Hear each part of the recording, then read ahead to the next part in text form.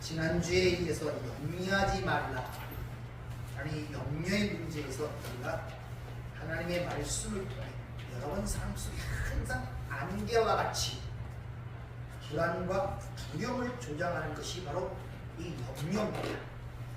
그래서 염려의 문제를 여러분이 이 말씀을 통하여 잘 해결받는 복된 시간 되기를 부탁을 드립니다. 네. 우선 앞서 나오는 눈이 성해야 온몸이 밝다는 얘기가 있죠. 이 눈이 밝아야 하나님의 말씀을 진리로 위하여 그 양식을 먹어 여러분들이 생명의 말씀으로 이 땅을 살아갈 수가 있는데, 눈이 어두면 온몸이 어둡다 이렇게 말씀하시죠. 그 눈을 가장 어둡게 하는 요소 중에 하나가 바로 이 염려의 문제라는 것을 여러분이 아셔야 됩니다. 왜 이 문제가 중요하냐면은 바로 24절에 보면은 너희 주인이 섬기는 문제가 언급이 되죠. 하나님과 재물을 겸하여 섬기지 못한다고 그렇게 얘기를 하죠. 즉, 왜 염려하지 말아야 되는 그 이유를, 바로 그 염려가 너희가 주인을 누구로 섬기는가가 나타나는 것이기 때문에 그렇다는 것입니다.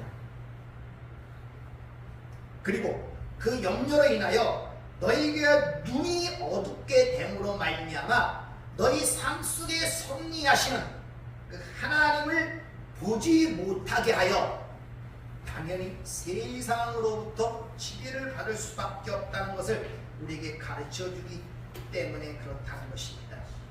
즉, 하나님의 섭리를 이해하지 못하면 우리의 모든 삶을 하나님께 맡기지 못함으로 말미암아 거기에는 의심이 들어오게 되고 이 세상의 염려와 근심이 여러분의 삶을 지배하게 된다는 것을 오늘 우리에게 가르쳐주고 있단 말입니다. 근데 이 염려라는 문제는 우리가 염려하고 싶지 않다고 해서 되는 문제도 아니고 염려한다고 해서 되는 문제도 아니라는 것입니다. 그럼 삶 속에서 느끼는 사실들 아닙니까? 내가 염려하지 말아야지, 내가 염려하지 말아야지 할수록 이상하게 더 염려가 되지 않습니까? 그러니까 여러분의 의지와 어떤 노력으로 되는 문제가 아닌 것입니다. 그리고 자기 체면, 염려하지 말아야겠다, 하나님이 나를 도와주실 거야 라는 식으로 자기 체면을 걸어서도 잠깐 그것이 잊어버릴지는 모르지만 그렇다고 그 염려의 문제가 사라지는 것이 아님을 아셔야 됩니다. 우리 일상생활 속에서도 몸이 아프잖아요. 그럼 내가 아프지 말아야지, 아니 절대 아프면 안 돼 라고 생각한다고 해서 여러분의 몸이 아픈 그 고통이 사라지는 것이 아니란 말이에요. 그 아픔을 해결하려면 원인을 찾아야 돼요. 힘이 들지만 병원에 가서 진단을 받아야 되고, 왜 그런 몸의 고통과 아픔을 가져오는가를, 그것을 진단을 해야 원인을 찾아야 거기에 대한 처방이 떨어지지 않습니까? 그러니까 어느 한순간에 그 문제가 해결되는 것이 아니란 말입니다. 그래서 주님이 많은 구절을 할애를 해갖고 염려의 문제를 거듭 왜 염려하지 말아야 되는가, 또 염려의 근본적 원인이 무엇인가를 우리에게 지금 말씀을 통해 설명하고 있음을 여러분이 잘 이해를 하셔야 된단 말입니다. 사실 우리에게 많은 염려와 근심들은 우리의 삶의 여정 속에서 하나님이 인도하시고 있다는 사실을 안다면 하나님이 어떤 특별한 목적을 위하여 허락하신다는 것으로 여러분이 생각이 가야 돼요.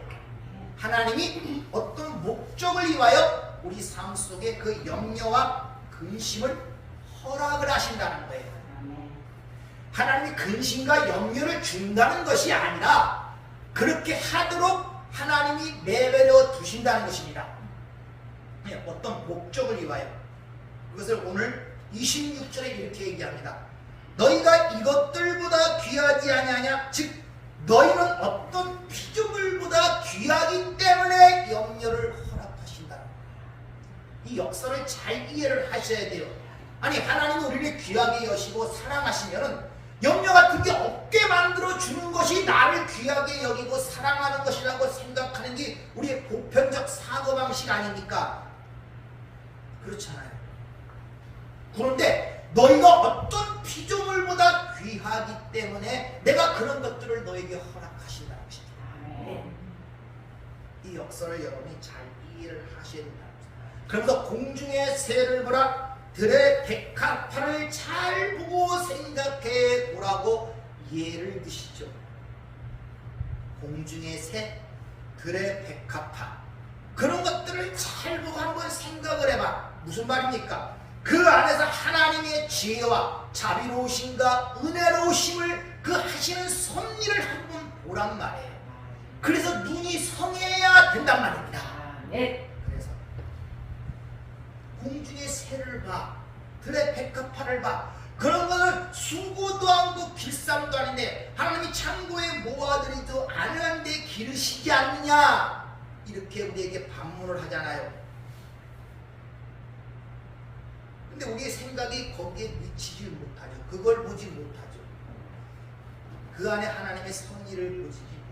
하나님이 하시는 일을 보지 못한다는 것입니다. 공중의 새는 씨를 뿌리지도 않고 거두지도 않고 창고에 모두 모아들이지도 않는데 어떻게 필요한 것들을 공급하시는가? 누가 공급합니까? 네? 확실합니까? 네. 그럼 그것들보다 여러분이 귀하다 그러는데 여러분들은 그걸 공급 안 합니까? 하나님께서?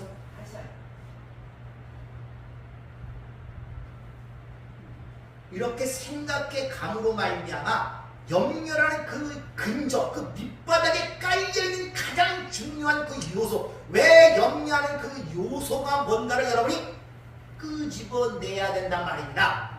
여러분의 생각은 보이는 형광과 여건과 내가 가지고 싶은 욕망과 탐욕에 의해 갖지 못할 때 염려와 근심, 내일을 알지 못하게 되는 염려와 근심, 그 모든 밑바닥에 깔려있는 진정한 문제가 뭔가를 지금 주님께서 우리에게 가르치고 있는 거예요. 먼저는 가장 쉽게 하늘의 새를 봐. 그거 저거 누가 비기느냐? 쉽게 답이 나오네요. 하나님이 기르신다고. 네. 그러면 너희보다 그보다 귀한데 하나님이 너희를 먹이시지 않겠느냐? 이런 반문이 그 안에 담겨 있단 말입니다.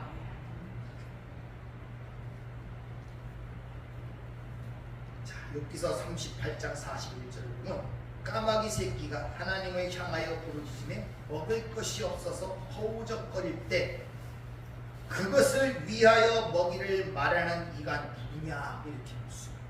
또 시편 145편 15절을 보면 모든 사람이 누를 주를 앙망하오니 주는 때를 따라 그들에게 먹을 것을 주시며 손을 펴사 모든 생물의 소원을 만족해 하신다, 이렇게 얘기를 합니다.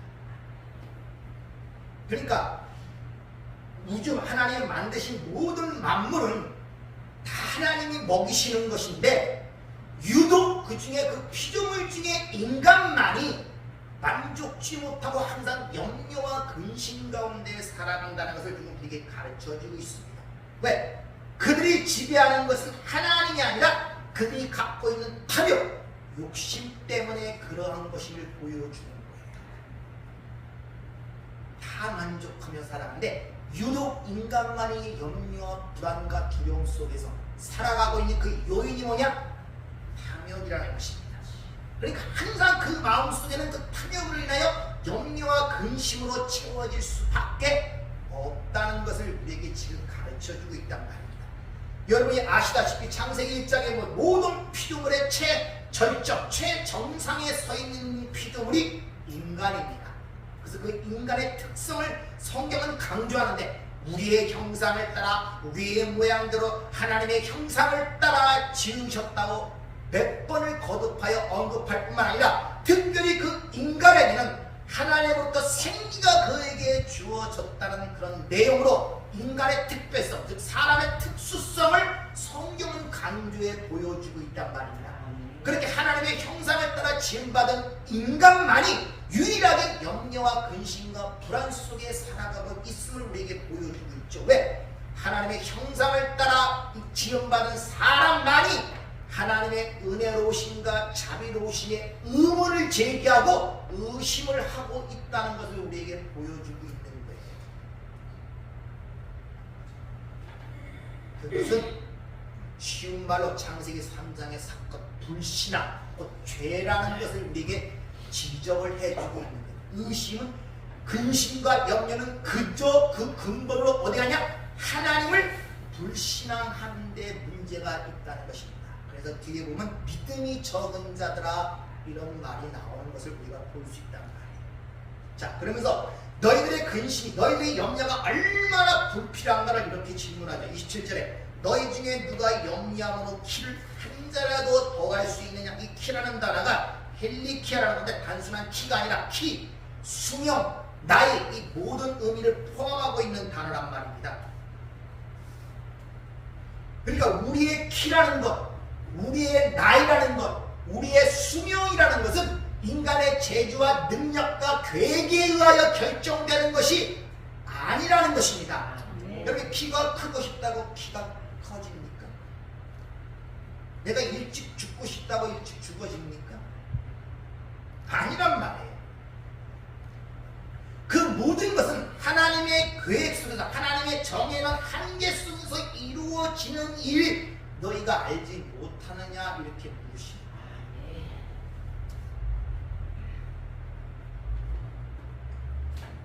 그런데 그런 것들로 인하여 자신을 괴롭히고 근심하고 염려하고 심지어 잠을 모르는 그것을, 차라리 그럴 바에야 네가 있는 그 상태, 그 키에 만족하고 그 나이에 만족하고 그 수명에 만족하는 것이 지혜로운 일이 아니겠느냐 이렇게 말씀하십니다. 오히려 더 지혜롭지 않겠습니까? 내가 왜 이렇게 키가 작고 어머니는 나를 이렇게 키를 작게 낳지? 맨날 이것 때문에 스스로 자기 자신을 탓하면서 거기에 염려와 근심과 불안과 두려움 속에서 살아가는 것보다 차라리 그것을 받아들이고 거기에 만족하는 것이 더 지혜로운 일이 아니겠느냐, 이런 내용이 거기에 포함이 되어 있단 말이에요. 성경은 하나님의 섭리가 없는 사람의 노력과 수고, 염려와 근심은 다 쓸데없는 것임을 우리에게 일러주고 있는데, 시편 127편 1절을 보면 여호와께서 집을 세우지 아니하시면 세우는 자의 수고가 헛되며 여호와께서 성을 지키지 아니하시면 파수꾼의 깨어있음이 헛되도다. 너희가 일찍 일어나고 늦게 누우며 수고의 떡을 먹음이 헛되도다. 그러므로 여호와께서 그 사랑하시는 자에게 잠을 주시는도다. 고린도서 3장 6절을 보면 나는 심었고 아볼로는 물을 주었으되 오직 하나님께서 자라게 하셨나니 그런즉 심는 자나 물 주는 자나 아무것도 아니로되 오직 자라게 하시는 이는 하나님이십니다. 지난주에 말씀드린 것처럼 오늘 주어진 나에 대한 의무와 책무를 최선을 다해서 하고 그 결과를 하나님께 맡기라는 것입니다. 심는 자나 물 주는 자나 아무것도 아니라고 그러잖아요. 너희들이 수고와 노력으로 결론이 이루어지는 것이 아니라는 것입니다. 하나님께서 자라게 하셔야 된다는 하나님께서. 그 섭리를 삶 속에서 이해하지 못하니 항상 불안한 거예요. 맡기지를 못하는, 쉬운 말로 불신앙, 의심하고 있단 말입니다. 하나님을 믿는다 하면서 예수를 주라고 부르면서도 항상 마음속에는 의심을 하고 있는 거예요. 인간은 태어날 때부터 자기 중심적으로 모든 걸 생각하고 판단하고 해결하려는 특성들이 있습니다. 이건 창세기 3장 이미 우리가 하나님처럼 우리가 선하게 판단자가 되어 내가 옳고 그름을 분별하여 내 노력에 의하여 성취와 자랑과 자기 가치를 챙기려는 이 모든 그 근본적 원리 아래 인간들이 태어납니다. 그래서 죄악 중에 잉태되었고 죄 중에 출생되었다 그러는 거예요. 무슨 말입니까? 날 때부터 사기치고 날 때부터 남 속이고 날 때부터 뭐 간음하고 남 때부터 뭐 도둑질하고 그런 뜻입니까?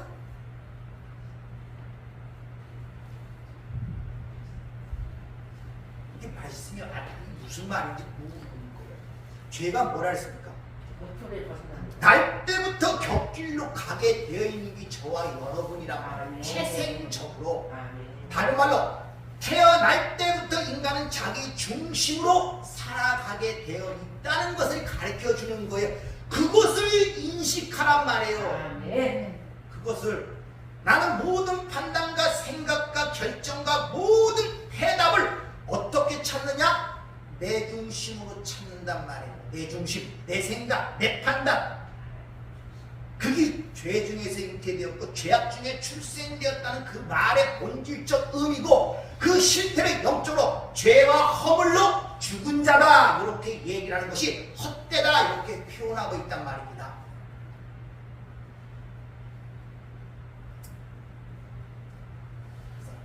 하나님의 형상대로 창조받아 하나님의 영광만을 위해 살아야 할 인간이 이제 자기 일만 생각하고 세상 일만 생각하는 삶을 살게 돼요. 그래서 학개서기 1장에 보면 너희 소위를 한번 살펴봐.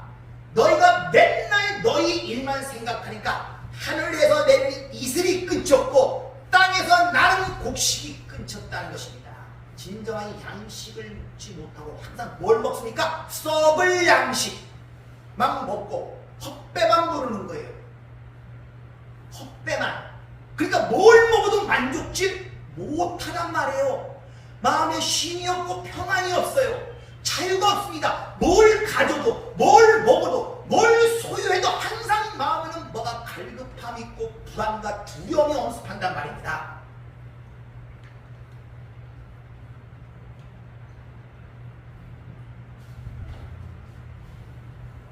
바로 하나님을 따라서 하나님처럼 된다는 그 치명적 뱀의 독을 먹은 인간들은 근본적으로 끊임없이 태어날 때부터 죽을 때까지 그 끊임없는 염려와 근심과 불안과 두려움 속에 이 세상을 살아갈 수밖에 없는 운명적 운명을 타고났단 말입니다.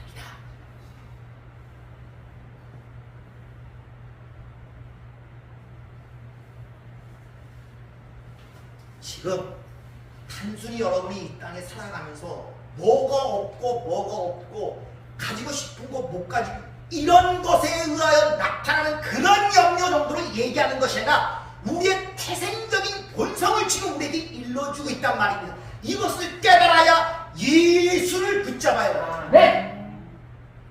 그걸 못 깨달으면 어떻게 되느냐? 필요한 거 하나님께 구하는 정도예요. 나 이거 필요하니까 하나님 이거 주세요. 그건 하나님이 아니에요. 자기가 만든 자기 탐욕의 신, 재물, 맘모나스, 맘몬이라는 신이란 말입니다. 이 세상의 신을 하나님이라고 섬기고 있는 신앙이란 말입니다. 여러분들, 여러분이 예수를 주라고 해서 주라고, 주인이란 말입니다. 그럼 주인이 가신 길을 가는 거 아니에요. 주님이 집 한 채 소유했습니다. 땅 한 평 소유했습니다. 그 주인보다 많은 걸 소유하고 가면서 뭐 그렇게 염려와 근심에 빠져 삽니까? 예수님보다는 지금 오래 사셨네요. 2배 가까이 거의 사셨잖아요. 더 많은 것들을 갖고 더 많은 것들을 소유하고 있으면서 왜 그렇게 염려를 하십니까? 왜 그렇게 불안하십니까? 아니, 주님이라면서요. 그 길을 간다면서요. 그분과 함께 한다면서요. 이런 모순적인 일들을 우리가 하면서 그것을 알지를 못하는 거예요. 그러니까 하나님이라고 하면서 다른 신을 섬기고, 그래서 하나님과 재물을 겸하여 섬기지 못한다는 말이 앞서 나오는 것입니다. 바로 네가 하는 그런 염려는 네가 섬기는 그 신이 하나님이 아니라 재물, 맘모나스, 맘몬이라는 신이야. 그게 바로 이 세상 신이야. 내게 경배하라. 그러면 내가 천하만국의 영광을 내게 주리라 하는 그 신이야 를 우리에게 강력하게 지금 꼬집고 계시단 말입니다.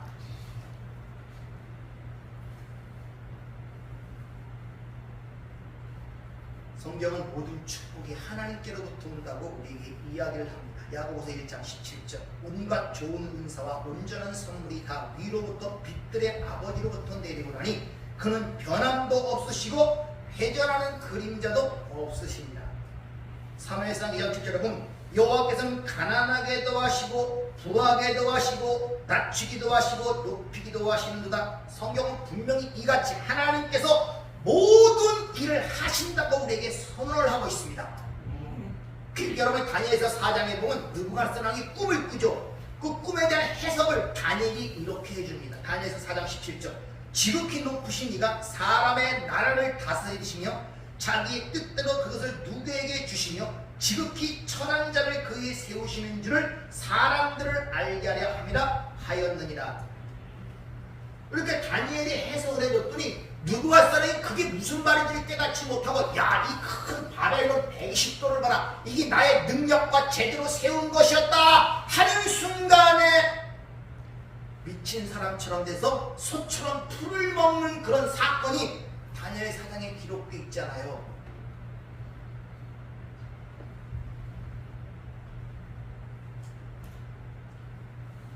들짐승이 되었단 말은 하나님의 영이 그 안에 없는 자는 짐승이에요. 그래서 창세기 3장에 2장에 보면 사람은 특별히 교회 하나님으로부터 생기 이게 레샤만데 르하우 영입니다. 하나님의 영이 들어갔는데 생물 그냥 들짐승은 그냥 흙으로 만드셨다. 그래서 생물 하이레텟이라는 말을 사용해요. 짐승과 사람의 다른 점은 육체가 다른 것이 아니라 뭐가 다르다? 하나님의 영이 다르다. 근데 그게 없는 자는 짐승. 그래서 전도에서 내가 평생 미친 짓만 하다가 살아가게 되거든요. 네가 짐승과 다름없음을 깨닫게 하려 하시니라. 이렇게 얘기를 하는 것입니다.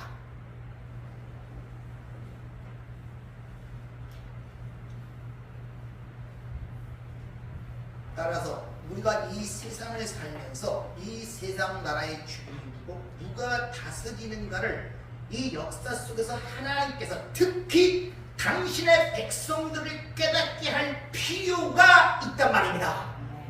이 나라를 누가 다스리는가? 다시 말하면 여러분의 삶과 여러분의 인생을 누가 인도하고 누가 주관하고 누가 계획하는가를 가르칠 필요가 있잖아요. 그걸 어떻게 가르칩니까? 여러분의 삶에서 타격을 주는 거예요. 그러니까 그러면 그 영리하는 그것을 통하여 그런 하나님의 섭리를 보면은 그것이 내게 유익이고 복이 되는데 그걸 보지 못하면 그걸로 죽는 것입니다. 마음의 근심은 뭐를 썩게 한다? 뼈를 썩게 한다. 틀을 무너뜨려 삶의 틀.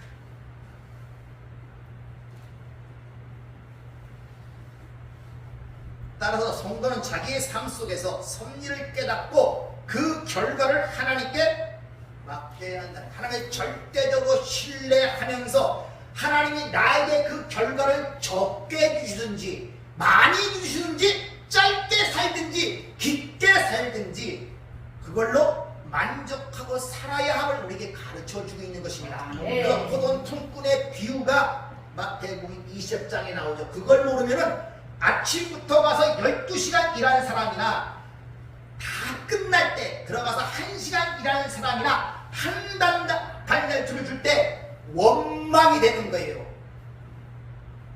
왜 나는 저 사람보다 10시간을 더 일하는 똑같은 거 주십니까?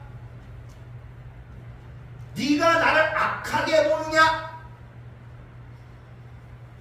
그런 문제가 생겨요. 신앙생활 속에서. 그래서 교회를 몇 개 세우고 뭘 하고 뭐들 하고 이런 거 자꾸 교회에서 충동지 시키니까 마치 그것이 어떤 상근의 그것처럼 난리를 치고 이 세상적 마케팅 기법, 장사의 기법이 교회에 들어갔고 자꾸 충동을 시킨다는 거예요.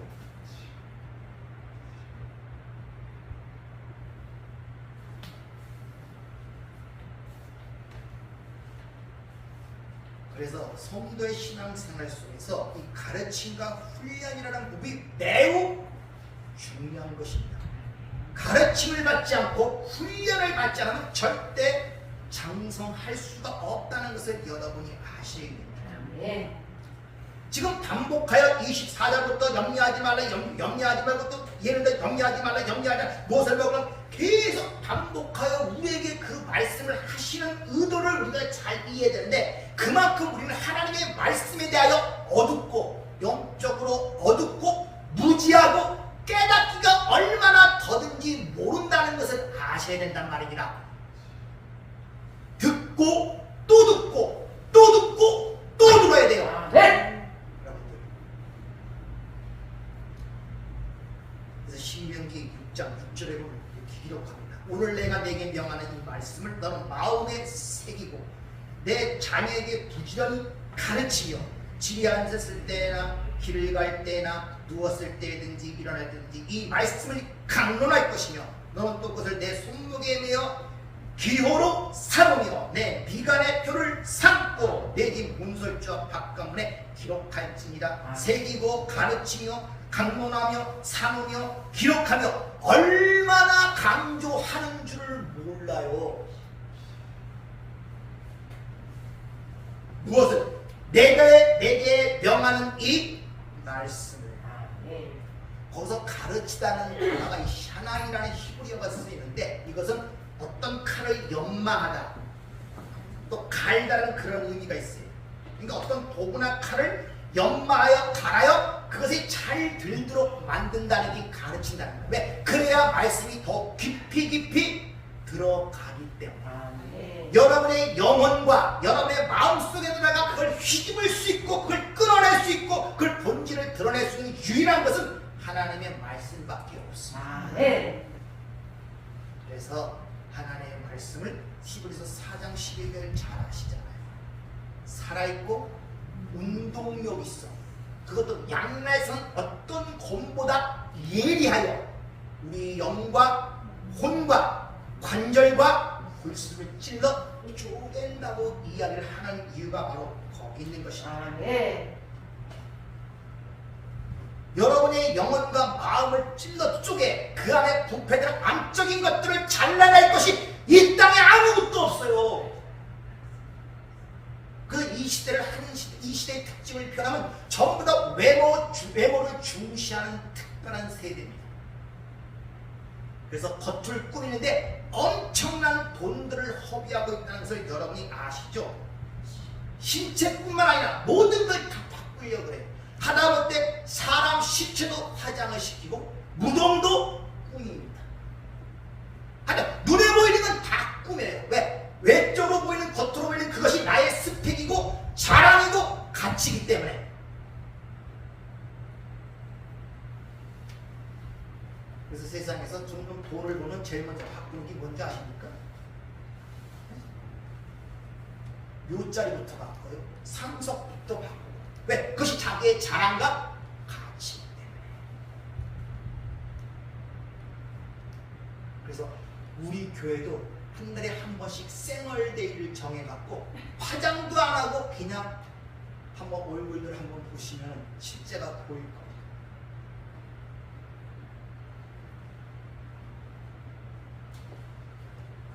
인간은 육체뿐 아니라 온 마음을 다하여 하나님을 위해 전적으로 헌신하고 살아야 되는데, 그럴 자들이 오히려 부패하고 사라지고 썩어질 것에 온 전신을 헌신하고 모든 걸 거기 허비하는 시대가 이 시대란 말입니다.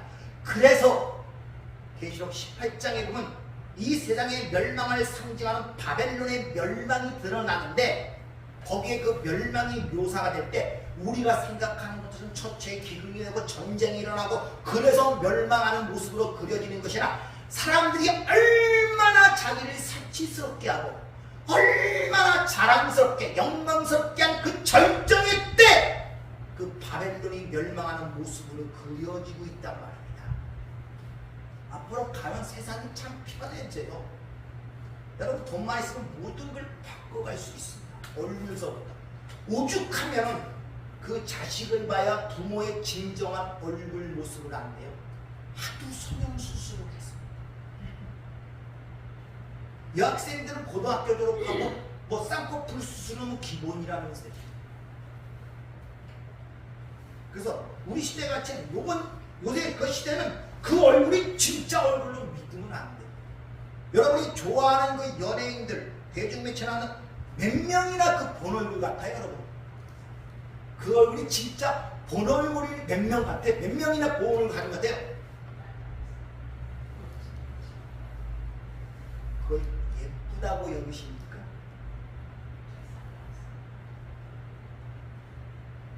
부럽습니까? 전부 다 세상이 잠깐만 보면 미쳐돌아. 생각이 없어. 미쳐돌아. 지금 우크라이나 소련이 전쟁을 하죠. 그 멀쩡한 전쟁으로 서로 수천 명씩 수만 명씩 죽입니까? 그 미친 짓 아니에요, 여러분들? 그 제정신입니까? 근데 워낙 삶 속에 그런 일들이 많으니까 무감각해. 미친 짓들이 미친 짓. 아니, 세상에 미쳐 들어간다니까. 사람이 미치니까 모든 피조물의 정점이 미쳐버리니까 보이는 이 세상도 기후도 환경도 미쳐버려.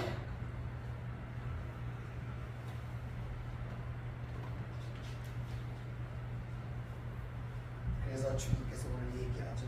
들의 백합화가 어떻게 자라는가를 한번 잘 봐. 그렇게 말하면서 그 백합화를 이렇게 비유합니다. 솔로몬의 모든 영광도 이 꽃 하나만 갖지 못했대. 본문을 잘 보면 들의 백합화가 어떻게 자라는가를 보라 하면서 그 백합화를 어떻게 비유하냐? 솔로몬의 모든 영광이 이 꽃보다 못했대요. 근데 그 백합화를 어떻게 설명하느냐? 아궁이의 땔감으로 씁니다. 내일 있다가 아궁이에 던지는 들풀이라고 그렇게 얘기를 해요. 자, 솔로몬의 모든 영광보다 더했던 그 백합화도 내일이면 시들어 아궁이에 던져 땔감으로 쓰는 거라고 그렇게 얘기를 하고 있단 말입니다. 여러분, 지금 솔로몬은 부와 영광과 그런 걸 가졌던 모든 사람이, 아니 우리 믿는 사람뿐만 아니라 세상의 모든 사람이 가장 그 원하고 누리고 싶은 게 솔로몬의 부와 영광 아닙니까? 근데 그 누렸던 영광도 이 백합화 하나만은 못하네. 근데 그 백합화조차도 시들어서 아궁에 던져질 들풀이래.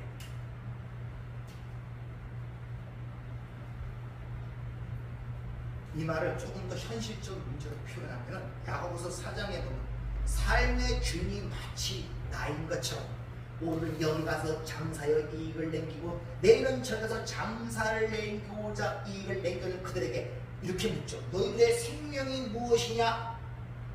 아침에 잠깐 보이다 없어지는 안개와 같다 그러죠.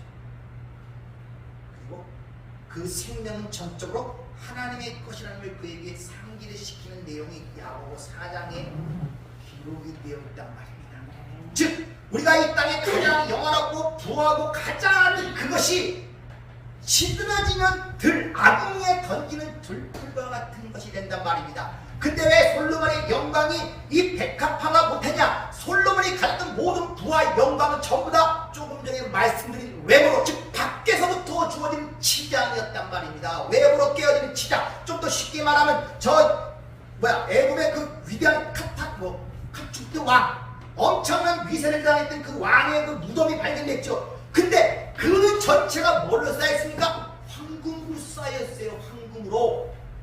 근데 그 황금관을 열어보니까 그 안에 바싹 마른 시체가 있더란 말이에요.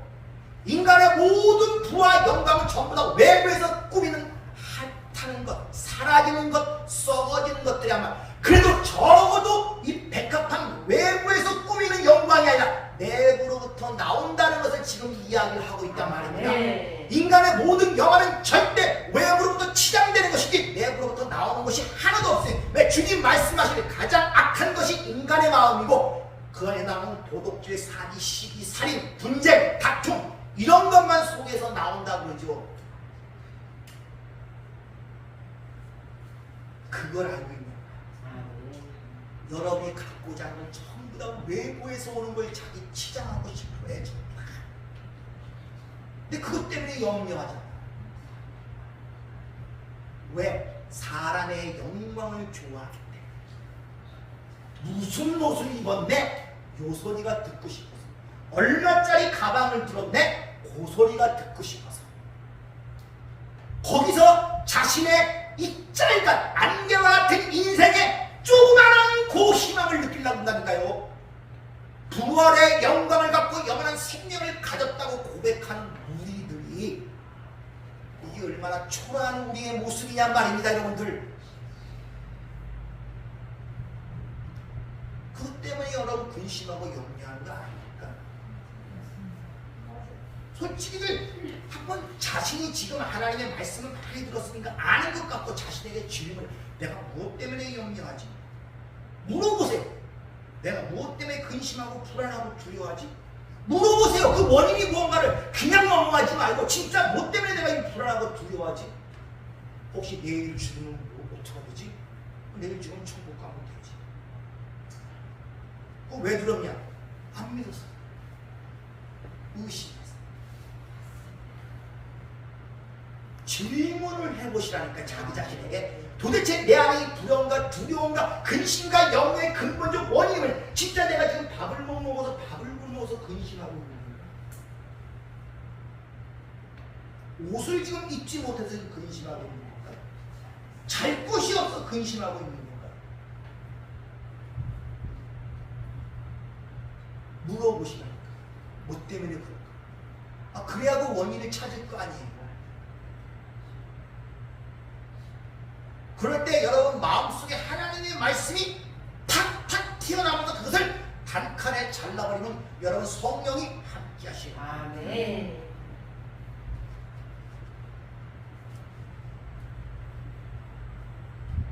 그래서 우리는 이 덧없는 것들에 마음을 두지 말고 골로새 3장에 위의 것을 생각하고 위의 것을 찾으라고 그렇게 우리에게 일러주고 있다는 것입니다. 아멘. 조금 전에 말씀드렸지만 여러분이 여전히 이 땅에서 그 백합화의 영화를 바라보고 있다면 주님 말씀처럼 내일 아궁이에 던져질 들풀이라는 것을 기억하세요. 반드시. 내가 저것 때문에 지금 엄청난 고통을 받고 삶의 위험을 받고 저것 때문에 내 삶이 망가질 것 같고 한다고 생각하면 그것이 내일이면 아궁이의 딸감으로 사라진다는 것을 기억하란 말입니다. 그것이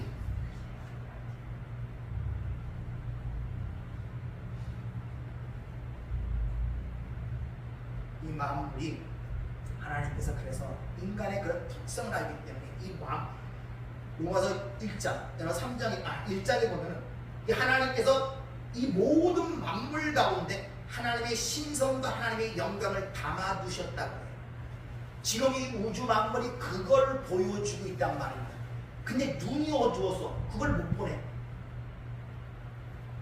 주님이 예를 든 것처럼 공중의 새를 통해 하나님의 섭리를 못 보네. 오늘 펼쳐지는 꽃을 통해 그걸 섭리를 못 보네. 이 세상 자체가 그걸 담아뒀다니까요. 그러므로 저희가 핑계치 못할지니라. 왜 못 보냐? 눈이 어두워서.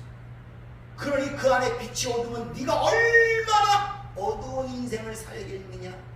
온몸이 어둡단 말이야. 이리 봐도 안 보이고 저리 봐도 안 보이고 넘어지고 아파지고 깨어지는데 도대체 내가 무엇에 걸려 넘어졌는지, 왜 아픈지, 왜 답답한지 모르는 거야. 그냥 그러면서 그냥 무거지고 가는 게 어거지로 하나님 막연하게 도와주시겠지 뭐. 이러다가 어떻게 또 끝나면 천국 가겠지. 이런 막연한 믿음. 아무리 좋은 곳이라도 내가 전혀 경험해보지 못하고 생각지 못하고 체험치 못한 곳에 들어가면 우리는 근본적으로 두려움이 앞서지 좋다는 생각 하나도 못합니다. 그래서 이런 인간의 심리를 상술해서 잘 이용해요. 구두 한 짝을 진열해놓고 여기 3천만 원이다 이렇게 정해놓으면 아무나 못 들어요.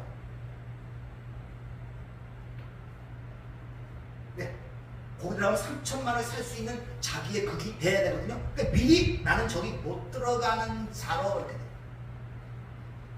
그래서 고가를 풀수록 사람들이 그거를 살 사람만 다시 한번 그걸 통해 자신의 위치, 신분, 어떤 스펙을 갖고 있는 자들은 자랑스럽게 들어가는 거예요. 그래서 상술이 잘. 그래서 500원짜리 팔다가 안 팔리면 누가 2,000원 올리면 금세 팔린다. 이 상술이야.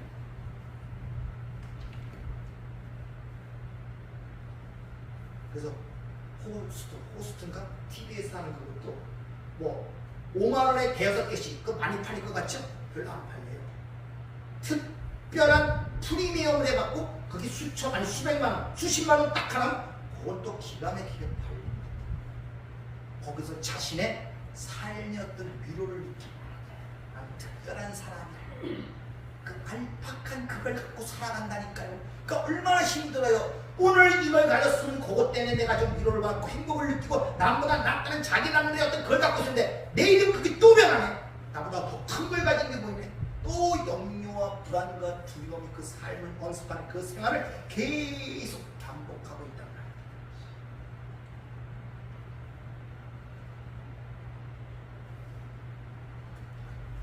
백합하는 길쌈도 아니하고 수고도 아니한다는 말이 무슨 말입니까? 염려와 근심으로 자유롭다는 것입니다. 네. 따라서 우리도 하나님의 우리 일상 속에서 하나님의 섭리를 우리가 조금이라도 발견하고 깨닫는다면 우리에게 주시는 것에 만족할 수 있는 삶을 살게 돼요.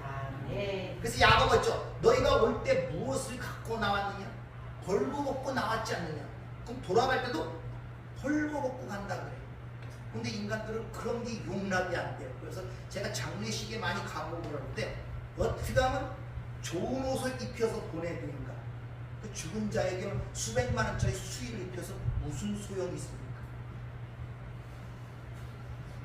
얼굴을 화장을 수십만 원씩도 화장을 예쁘게 하는데 무슨 소용이 있습니까? 아, 그것도 상주들을 보기에 예쁘는 그 상주 위로하기 위해서 그런 거예요. 죽은 자를 위해서 그런 말을 하지 마세요, 여러분들. 그래서 꼭 와갖고 그냥 무슨 야자는 관등 얼마짜리, 뭐 소도 얼마짜리 그 하지 못해서 그냥 권유하면은 돈도 없는데 빚내가면서 그런 걸 하는 짓들을 하고 있단 말입니다. 그리고 그걸 자부심으로 갖고 있는 평생 동안 속만 시키다가 옷 500만 원짜리 입혀보내면 그게 탕감이 됩니까? 근데 사람들은 그렇게 생각해요. 아침 50만 원짜리 상 하나 갖다 놨지. 점심 때 그 앞에 50만 원짜리 상 어찌 가셨는데 50만 원짜리겠습니까? 그 다음에 저녁 때부터는 100만 원짜리 상을 갖다 놓지. 자, 그런 것들을 보면 얼마나 인간이 무매한지 모른다. 근데 그걸 자랑스럽게 여긴다니까요. 하여튼 꾸며는 이렇게 좋아하는 건 인간이 특성입니다. 그래서 사도 바울은 빌립보 교회에 이렇게 이야기합니다. 내가 궁핍함으로 말하는 것이 아니라 어떤 형편에든지 나는 자족하기를 배웠노니 나는 비천에 처할 줄도 알고 풍부에 처할 줄도 알아 모든 일 곧 배부름과 배고픔과 풍부와 궁핍에 처할 줄 아는 일체의 비결을 배웠노라. 네. 여러분 그런 비결을 갖고 계시잖아요. 네. 그래서 그 비결이 어떤 비결인가 이렇게 고백을 하죠. 내게 능력 주시는 자 안에서 내가 모든 것을 할 수 있다. 네. 따라서 우리는 이 땅에 보는 솔로몬의 부와 영광을 구하기보다는 차라리 솔로몬이 구했던 지혜를 구해야 네. 이게 더 현명한 것입니다. 네. 근데 우리의 기도의 대부분은 지혜보다는 그래도 부와 영광 쪽으로 많이 기울이게 되잖아요. 염려와 근심이 그로부터 일어나기 때문에 그렇다는 것입니다. 따라서 염려하는 시간에 우리는 그것 때문에 고민하고 고통스러워할 것이 아니라 그 근저에 끓는 즉 하나님에 대한 불신앙 그 의심으로부터 해방되려고 믿음을 주세요. 네. 기도하는 게 올바른 우리의 신앙의 자세랍니다. 네. 믿음을 주세요. 네. 믿음을 주세요. 그리고 눈을 열어 주세요. 눈을 열어 주세요. 열어 주세요. 내가 죄악으로 인하여 눈이 어둡습니다. 내 눈을 열어주세요. 아멘. 날 때부터 소경된 자의 눈을 열어 구원을 인도하신 주님, 내가 아직도 사람도 걸어가는 것도 보이고 나무도 걸어가는 것 분명치 않게 세상을 보고 있습니다.